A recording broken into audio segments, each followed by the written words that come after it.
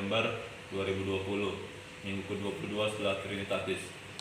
Epistel Daniel 6 ayat 1-15, Evangelium 1 Timotius 2 ayat 1-7. Shalom bagi kita semua, selamat hari Minggu bagi kita dan selamat memasuki minggu ke-22 setelah Trinitatis dengan tema tanggung jawab orang Kristen dalam politik. Marilah kita meminta pertolongan Roh Kudus untuk menuntun kita dalam melaksanakan ibadah kita ini. Untuk memasuki ibadah kita, marilah kita bersatu sejenak. Mari kita bernyanyi dari Kirim Jemaat nomor 337 ayat 1-3. Betapa kita tidak bersyukur. Betapa kita tidak bersyukur. Mari kita nyanyikan sama-sama. Betapa kita tidak bersyukur, bertanah air kaya dan subur, lautnya luas, gunungnya megah, menghijau padang, bukit dan lembah. Itu semua berkat karunia Allah yang agung maha kuasa.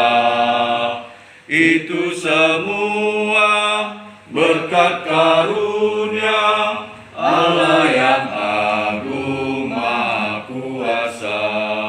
Di dalam nama Allah Bapa dan Anaknya Tuhan Yesus Kristus dan Roh Kudus. Amin. Siapakah yang boleh naik ke atas gunung Tuhan? Siapakah yang boleh berdiri di tempatnya yang kudus? Orang yang bersih tangannya dan murni hatinya. Haleluya. Haleluya. Haleluya. Haleluya.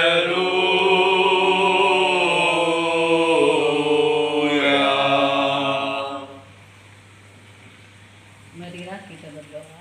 Mari kita bernyanyi dari pelengkap Kirim Jemaat nomor 103 ayat 1 dan 2. Carilah dulu kerajaan Allah. Carilah dulu kerajaan Allah. Mari kita nyanyikan bersama-sama. Carilah dulu kerajaan Allah beserta kebenarannya, maka semua ditambah padamu. Haleluya, haleluya. Marilah kita mendengarkan firman Tuhan sebagai pendahuluan khotbah yang tertulis dalam Daniel 6 ayat 1-15. Demikian firman Tuhan. Darius orang Media menerima pemerintahan ketika ia berumur 62 tahun. Lalu berkenanlah Darius mengangkat 120 wakil-wakil raja atas kerajaannya. Mereka akan ditempatkan di seluruh kerajaan. Membawahi mereka diangkat pula 3 pejabat tinggi, dan Daniel adalah salah satu dari ketiga orang itu. Kepada merekalah para wakil-wakil raja harus memberi pertanggungan jawab supaya raja jangan dirugikan. Maka Daniel melebihi para pejabat tinggi dan para raja itu, karena ia mempunyai roh yang luar biasa, dan raja bermaksud untuk mendapatkannya atas seluruh kerajaannya. Kemudian para pejabat tinggi dan wakil raja itu mencari alasan dakwaan terhadap Daniel dalam hal pemerintahan. Tetapi mereka tidak mendapat alasan apapun atau sesuatu kesalahan, sebab ia setia dan tidak ada didapati sesuatu kelalaian atau sesuatu kesalahan padanya. Maka berkatalah orang-orang itu, kita tidak akan mendapatkan suatu dakwaan terhadap Daniel ini, kecuali dalam hal ibadahnya kepada Allahnya. Kemudian bergegas-gegaslah para pejabat tinggi dan wakil raja itu menghadap raja, serta berkata kepadanya, "Ya Raja Darius, kekallah hidup tuanku.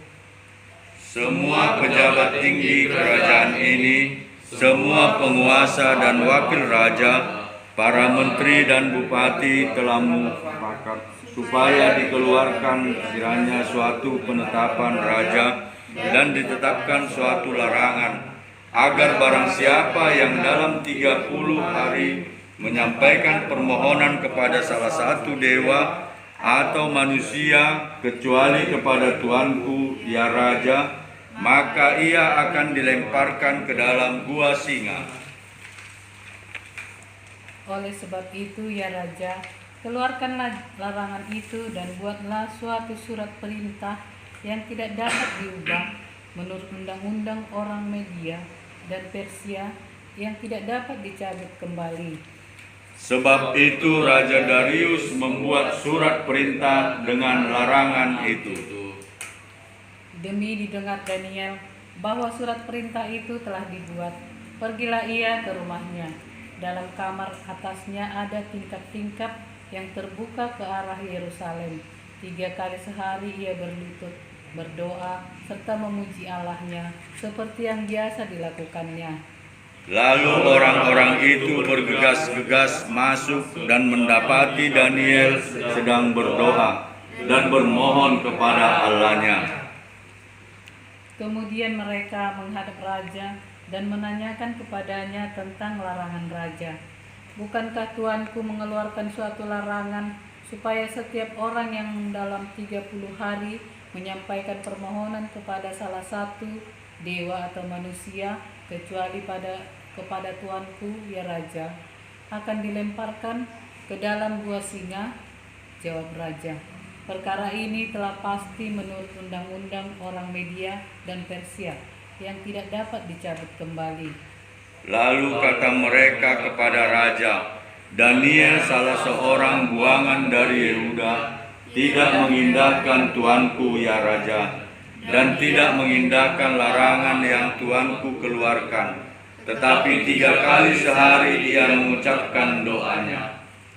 Setelah raja mendengar hal itu, Maka sangat sedihlah ia, dan ia mencari jalan untuk melepaskan Daniel.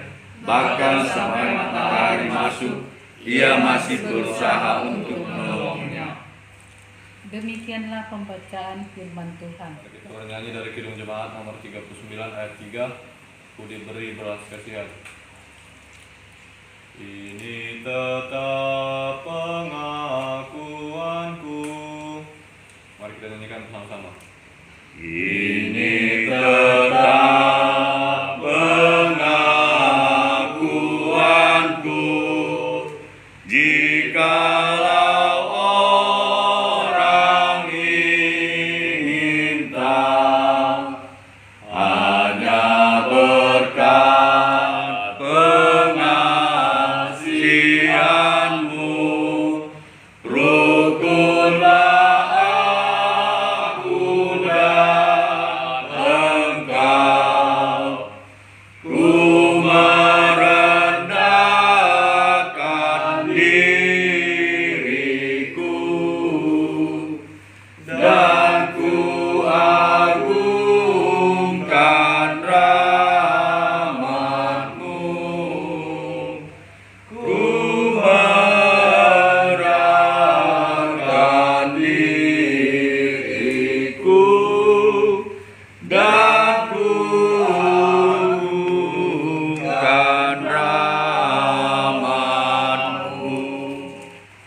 Saudara-saudara yang terkasih di dalam Tuhan kita, marilah kita mengaku dosa-dosa kita kepada Allah Bapa dan memohon pengampunan dosa kita.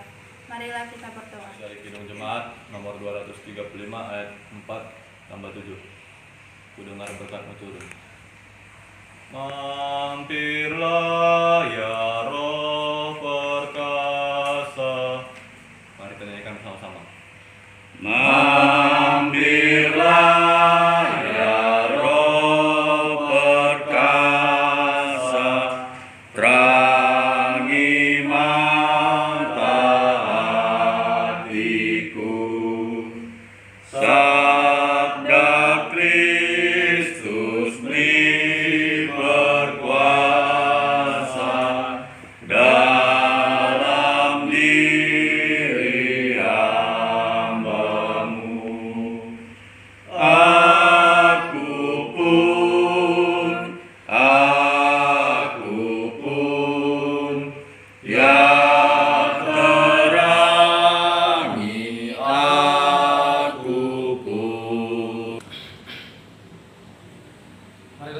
mendengar hukum Tuhan sebagai petunjuk hidup baru, yaitu 1 Samuel 12 ayat 24 dan 25. Hanya takutlah akan Tuhan dan setialah beribadah kepadanya dengan segenap hatimu, sebab ketahuilah betapa besarnya hal-hal yang dilakukannya di antara kamu. Tetapi jika kamu terus berbuat jahat, maka kamu akan dilenyapkan, baik kamu maupun rajamu itu. Jika demikian, marilah kita berdoa memohon kekuatan dari Tuhan supaya kita dapat melakukan. Dari Kidung Jemaat nomor 322 ayat 3, terang matahari. Luntur bagi Dia. Mari kita nyanyikan sama-sama. Syukur bagi Dia, Gembala yang setia, yang jaga tetap, anugerahnya jua hariku semua, terang dan gelap. Marilah kita bersaksi mengikrarkan pengakuan iman kita bersama jemaat pada segala abad di seluruh dunia. Mari kita bersaksi dan doa. Mari kita bernyanyi dari Kidung Jemaat nomor 353 ayat 1 sampai 2. Tuhan Allah telah berfirman. Tuhan Allah telah berfirman, haleluya. Mari kita nyanyikan bersama-sama. Tuhan Allah telah berfirman, haleluya, pada umat sabda hikmat, haleluya. Buka telinga hai umatnya, kabar yang baik dengarkanlah. Buka hatimu, Tuhan datang, hai yang beriman. Tuhan Allah telah berfirman, haleluya, pada umat sabda hikmat, haleluya. Barang siapa bertelinga, jangan menutup hatinya. Yang mau belajar, hai dengarlah firman yang bakal. Tuhan Allah berfirman, haleluya, pada umat sabda hikmat, haleluya. Firman Tuhan pada minggu hari ini diambil dari 1 Timotius 2 ayat 1 sampai 7. Mengenai doa jemaat. Pertama-tama aku menasihatkan, naikkanlah permohonan, doa syafaat dan ucapan syukur untuk semua orang, untuk raja-raja dan untuk semua pembesar, agar kita dapat hidup tenang dan tentram dalam segala kesalehan dan kehormatan. Itulah yang baik dan yang berkenan kepada Allah, Juru Selamat kita, yang menghendaki supaya semua orang diselamatkan dan memperoleh pengetahuan akan kebenaran. Karena Allah itu Esa, dan Esa pula Dia yang menjadi pengantara antara Allah dan manusia, yaitu manusia Kristus Yesus, yang telah menyerahkan dirinya sebagai tebusan bagi semua manusia. Itu kesaksian pada waktu yang ditentukan. Untuk kesaksian itulah aku telah ditetapkan sebagai pemberita dan rasul, yang kukatakan ini benar, aku tidak berdusta, dan sebagai pengajar orang-orang bukan Yahudi dalam iman dan kebenaran. Amin. Shalom Bapak Ibu sekalian, tema hari ini tanggung jawab orang Kristen dalam politik. Saudara-saudara yang terkasih, sesungguhnya pengertian politik bukan saja menyangkut soal kekuasaan saja, tetapi istilah politik yang berkaitan tentang kebijakan, untuk mencapai kebaikan di tengah-tengah masyarakat. Namun dalam kenyataannya, banyak orang tidak berminat untuk membicarakan politik karena beranggapan bahwa politik itu bukan urusan gereja, bukan urusan pendeta dan penetua. Hal ini berangkat dari pemahaman bahwa politik itu licik dan kotor. Politik itu tidak rohani, melainkan duniawi. Saudara-saudara, ketika Perang Dunia Kedua terjadi, Adolf Hitler berkata bahwa politik bukan urusan gereja. Hal ini terjadi ketika sebagian kecil orang Kristen di Jerman menentang kebijakan politiknya. Saat itu Hitler memanggil tokoh gereja yang bernama Neil Muller. Kepada pendeta Neil Muller, Hitler berkata, "Saya mengurusi politik, Anda mengurusi agama. Saya tidak akan mencampuri urusan Anda dan saya minta Anda tidak mencampuri urusan saya." Pada saat itu banyak orang Kristen yang setuju dengan Hitler. Tapi akibatnya 6 juta manusia tak bersalah menjadi korban kekejaman Hitler. Gereja membisu dan berdiam diri dengan kenyataan itu. Gereja saat itu berdosa bukan karena membantu atau terlibat dalam pembantaian tersebut, tetapi karena diam dan tidak melakukan apa-apa ketika melihat kebijakan yang salah telah terjadi. Saudara-saudara, dalam kaitan inilah melalui peringkop khotbah ini kita diingatkan untuk tidak alergi dengan politik. Justru kita dipanggil untuk memberikan perhatian untuk terwujudnya pemerintahan yang baik.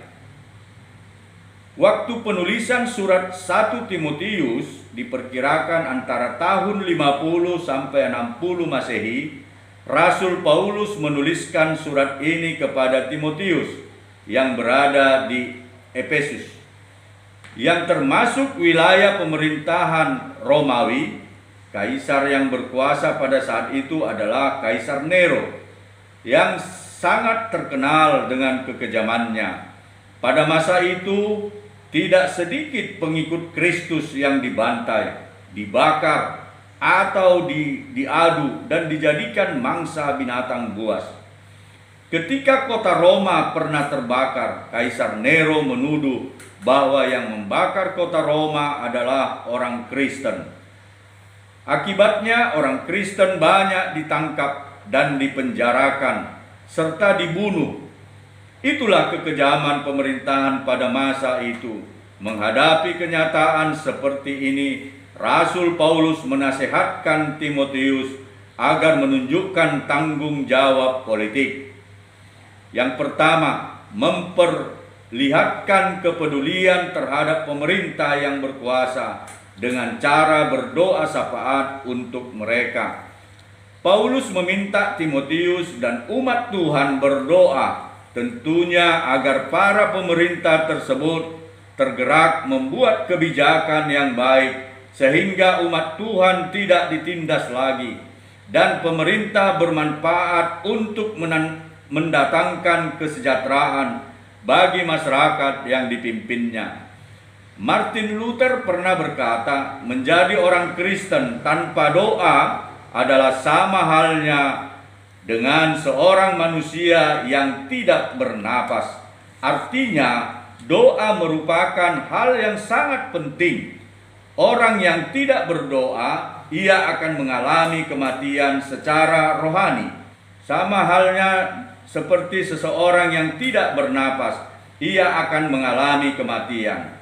Banyak hal yang patut untuk kita doakan, di antaranya adalah pemerintah yang berkuasa. Melalui doa, kita hendak menyatakan bahwa Tuhanlah yang berdaulat dan berkuasa. Kita mendoakan pemerintah karena kita mengakui bahwa Tuhanlah yang mendirikan dan Tuhanlah yang merubuhkan sebuah pemerintahan. Jika Tuhan menghendaki sebuah pemerintahan tidak berjalan atau rubuh, maka hal itu mudah bagi Tuhan. Tetapi jika Tuhan menghendaki bahwa kuasa sebuah pemerintahan bertahan, maka tidak ada yang dapat merubuhkannya. Dia adalah Allah yang esa dan berkuasa di dalam Yesus Kristus, Tuhan kita. Oleh karena itulah kita diajak untuk tunduk kepada pemerintah, Roma 13 ayat 1-2, dan mendoakannya. Yang kedua, membantu pemerintah agar berjalan sesuai kehendak Tuhan. Paulus mengungkapkan bahwa kehendak Tuhan adalah agar semua orang termasuk pemerintah diselamatkan dan memperoleh pengetahuan akan kebenaran. Untuk mewujudkannya, Tuhan menghendaki agar umat Tuhan membantu pemerintah. Pemerintah sering sekali dalam posisi membutuhkan dukungan agar mereka berjalan dengan keinginan Tuhan, sehingga terciptalah kedamaian dan ketentraman. Kita dapat membantu program pemerintah melalui hal-hal yang kecil dan sederhana, misalnya membuang sampah pada tempatnya, taat terhadap aturan yang berlalu lintas dalam berkendaraan, dan sebagainya. Hari ini banyak orang mencela dan selalu merendahkan pemerintah. Mereka hanya menyampaikan kritik dan mencari kekurangan pemerintah. Padahal tidak ada satupun pemerintah di dunia ini yang sempurna. Sebagai anak-anak Tuhan, kita diminta berdoa untuk pemerintah dan membantu pemerintah agar mereka dapat menunaikan tugas mereka untuk menciptakan keamanan dan kesejahteraan.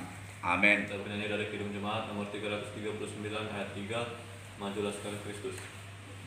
Bagai laskar jaya, bagai laskar jaya, gereja maju terus.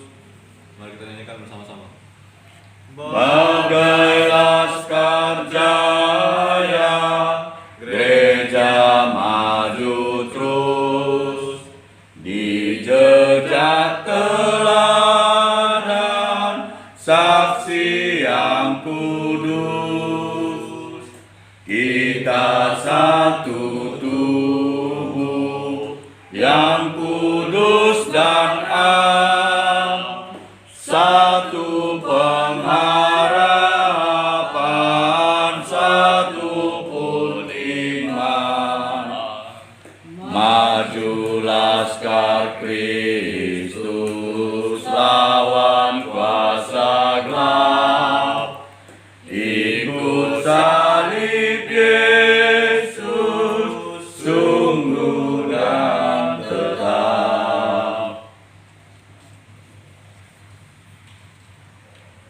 Ayat persembahan diambil dari 1 Tawarik 29 ayat 14. Sebab siapakah aku ini dan siapakah bangsaku, sehingga kami mampu memberikan persembahan sukarela seperti ini.